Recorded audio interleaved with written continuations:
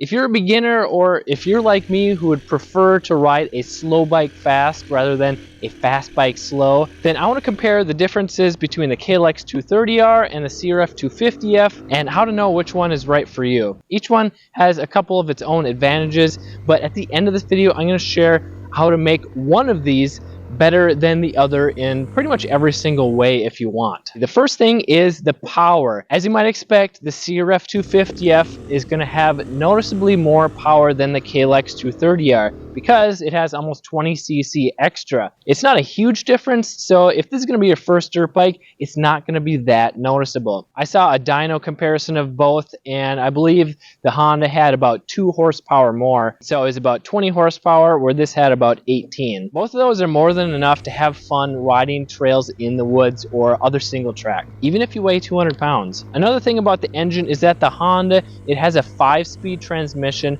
while the Kawasaki has a 6-speed. So which one's better? If you're a casual rider that doesn't really care about speed or riding super tight technical trails, then it doesn't really matter, especially since you can change the gearing pretty easily by swapping out a sprocket. However, if you're an off-road rider that wants to have a super low first gear for tight technical trails, but you also want to ride like gravel roads or on the road at higher cruising speeds without winding the engine out, the extra 6th gear is going to be a little bit nicer because you don't have to wind it out as much. The Honda, if you want that super low first gear, 5th gear probably isn't going to be quite as high as the 6th on this. Moving on to the suspension, the Honda is a little bit more robust. The forks and shock are a little bit beefier, so it's going to feel a little bit more stable, especially if you're a heavier rider. It's not going to deflect over rocks and roots and bumps on the trail as much. However, that's one of the reasons why the Honda is heavier, which I'll get to in just a minute. Neither of them have adjustable suspension other than the shock preload, so they're nice and simple, nothing to worry about. But if you want to tune them for your weight, you're going to have to get it sent out. You're going to have to get different springs or even do a conversion, unless you're sending out the forks to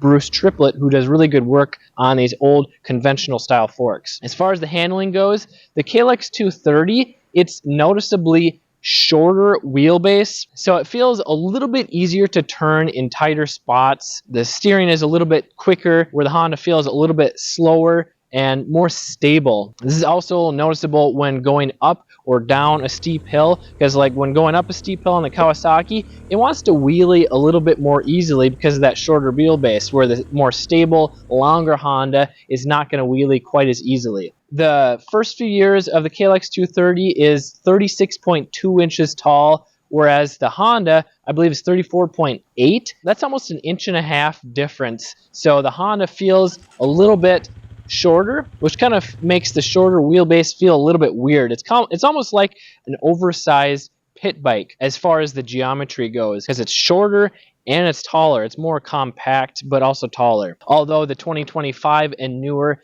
has a 1/2 inch lower seat height, plus like 1.5 inch lower with the shorter model. Both of these bikes have fuel injection, electric start only. No real complaints about those. I really like fuel injection, no messy carbs to deal with.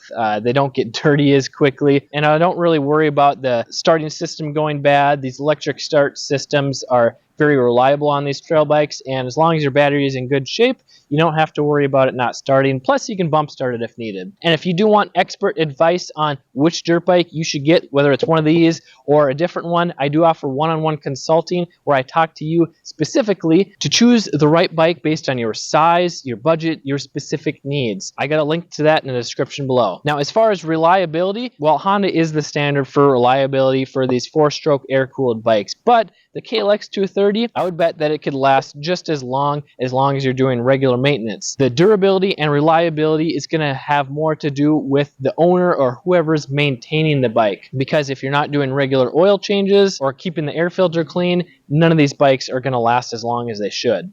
Or could. As far as the price goes, retail is about the same. The Honda might be $100 more, but it depends on where you go to your dealer as well. However, if you look in the used market, I've noticed that the KLX230R is often considerably cheaper than the Honda. I'm guessing it's just because of the Kawasaki resale factor. They just seem to be harder to sell and not in as high of a demand as the Honda, which Honda has always proven to be a solid bike. So people go for those more. They bring in more money. So you can expect to pay around $4,000, $4,500 for a nice clean one of these CRF250Fs, where a KLX230R is going to be $3,500 to $4,000, depending on the condition of it. Oh, I also forgot to mention that on the first few years, I think they fixed it in 2025, the KLX230R has a variable idle adjustment,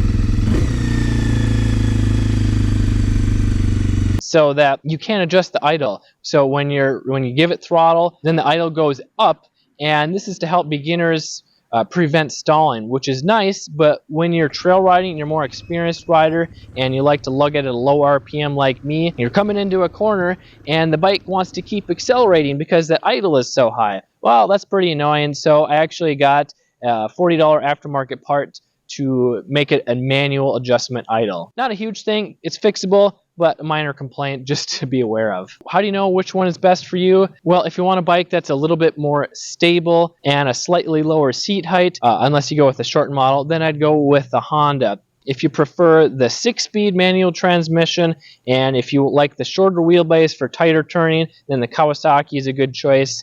And if you want something a little bit cheaper on the used market, $500 less, then the Kawasaki is a good choice. Now, if you want to make one of these bikes better than the other in almost every single way, there is a website called Hyperlight Moto that has a bunch of cool aftermarket parts for the CRF250F. So even if you're a tall rider, you're over 6 feet tall, you feel that the Honda is too short, well, they have fork extenders and you can raise up the rear shock so that it's just as tall as a full-size enduro bike, also increasing the ground clearance. Mods to increase the power with the intake, the exhaust, and I'm sure there's some engine mods that you can do as well. There are other companies overseas where you can buy aftermarket parts for this, but they're just not quite as accessible as parts for the Honda. Hondas have always brought a bigger aftermarket, which is why people love buying them and upgrading them and keeping them for years. And again, if you want some one-on-one help, I do offer consulting. Or if you want to look at all of the best beginner dirt bikes, I got a video right here. Check that out. I'm Kelly Fagan from MXHideout. Ride safe.